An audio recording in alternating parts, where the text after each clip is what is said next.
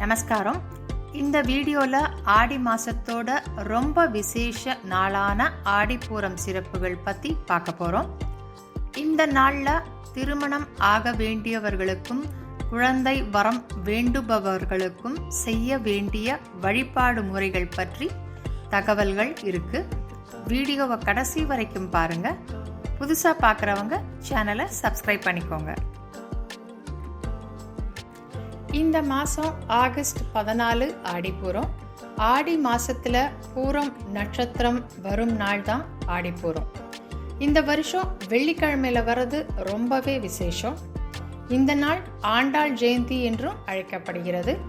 ஆண்டாள் தேவியின் பிறந்த நட்சத்திரத்தை குறிக்கிறது. அதே மாதிரி ஆடிப்பூரம் ஸ்ரீ பார்வதி தேவியோட வளைகாப்பு நாளா கொண்டாடப்படுறது.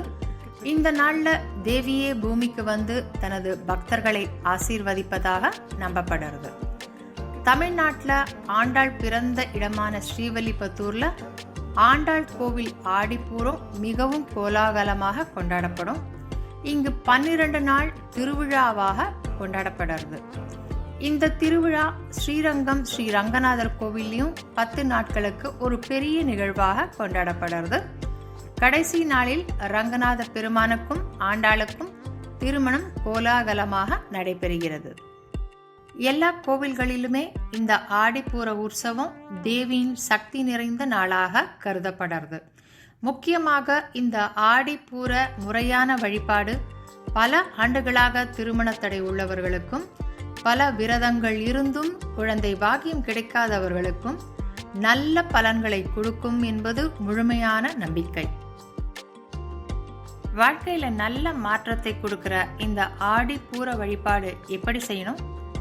இந்த வருஷம் ஆகஸ்ட் 14 வெள்ளிக்கிழமையில ஆடிப்பூர நாள். பூரம் நட்சத்திரம் காலையில சுமார் 7 மணிக்கு தொடங்கி மறுநாள் ஆகஸ்ட் 15 அன்று 6:50 காலையில முடியறது. ஆகஸ்ட் 14ஆம் தேதி காலையில குளிச்சுட்டு 7 மணிக்கு மேல 9 மணிக்குள்ள பூஜை அறையில ஒரு மனைப்பலகையை கிழக்கு மேற்காக போட்டு அதன் மீது மாக்கோலம் போடணும். சிவப்பு நிற துணி இருந்தா விரிச்சு கொள்ளலாம், இல்லைன்னா மாக்கோலமிட்டு அப்படியே வைத்து விடலாம். அந்த மலைப்பலகையில் வீட்டில் உள்ள ஏதாவது ஒரு அம்மனின் படத்தை வைத்து அதற்கு மஞ்சள் சந்தனம் குங்குமம் இட்டு பூ போட்டு அலங்காரம் செய்யணும். அம்மனுக்கு வளையல்கள் கட்டி மாலையா சாத்தணும். அம்மன் படத்திற்கு முன்னாடி வளைகாப்பிற்கு சீர் வைக்கிற மாதிரி சந்தனம், குங்குமம், வளையல், அக்ஷதை, வெற்றிலை, பாக்கு, பூ, தேங்காய், பழ வகைகள் ஆகியவற்றை தனித்தனி தட்டுகள்ல பரப்பி வைத்துக் கொள்ளணும். பிறகு அம்மனுக்குரிய மந்திரங்கள் ஸ்லோகங்கள் சொல்லி அம்மனை அந்த மனையில எழுந்தருள செய்யணும். அபிராமி அந்தாதி படிக்கிறது ரொம்ப நல்லது. திருப்புகழ் பாராயணம் பண்ணுவது திருமண குழந்தை பாக்கியத்திற்கு நல்ல வழிவகுக்கும். சர்க்கரை பொங்கல், பாயசம் நைவேத்தியம் செய்யலாம். பிறகு அக்ஷதை, பூ ஆகியவற்றை அம்மனின் காலடியில் சமர்ப்பித்து வழிபட வேண்டும். தூப தீபம் காட்டிய பிறகு அம்மனுக்கு ஆரத்தி கரைத்து திருஷ்டி கழிக்கணும். பிறகு அந்த அம்மனின் படத்தை எடுத்து பூஜை அறையில எப்போதும் போல வைக்கும் இடத்தில் வைத்து விடலாம். இப்போ அந்த மனைப்பலகையை வீட்டின் கூடத்திற்கு எடுத்து வந்து யாருக்கு திருமணம் ஆக வேண்டுமோ அல்லது யாருக்கு குழந்தை வரம் வேண்டுமோ அவர்களை அமர வைத்து அம்மனுக்கு செய்தது போலவே நலங்கு வைத்து ஆரத்தி காட்டணும். அட்சதை பூக்கள் தூவி அவர்களை வாழ்த்திய பிறகு அந்த பெண்ணின் கைகளில் வளையல்களை மாட்டிவிட வேண்டும். அம்மன் அமர்ந்த இடத்தில் நாமும் அமர்ந்து இந்த சடங்குகளை செய்வதால் நம்முடைய வேண்டுதல் நிறைவேற நிச்சயம் அம்மன் அருள் செய்வாள். பிறகு அப்படியே அவர்கள் எழுந்து சென்று பூஜை அறையில அம்மனிடம் வேண்டிக் கொண்டு அம்மனின் முன்பு விழுந்து வணங்க வேண்டும். குழந்தை வரம் வேண்டுவோர் தேங்காய், வெற்றிலைப்பாக்கு, பழம் வைத்து பெண்ணின் முந்தானையில் நிரப்பி பூஜை அறையில் சென்றும் வழிபடலாம்.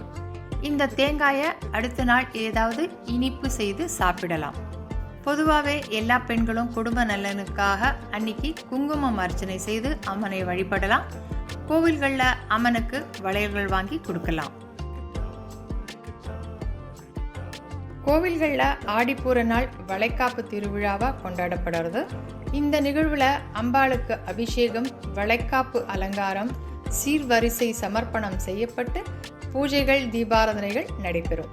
பின்னர் வளையல்கள் அனைத்து பக்தர்களுக்கும் விநியோகிக்கப்படுகின்றன.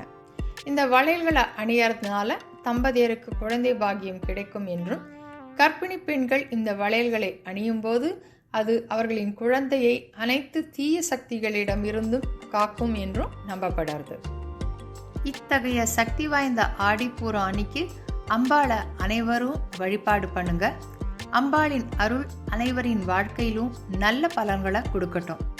வாழ்க வளமுடன். ஓம் சக்தி. இந்த தகவல்களை வேண்டும் உங்கள் நண்பர்கள் உறவினர்களுக்கு ஷேர் பண்ணுங்க. சேனலை சப்ஸ்கிரைப் பண்ணி லைக் பண்ணிக்கோங்க. நன்றி.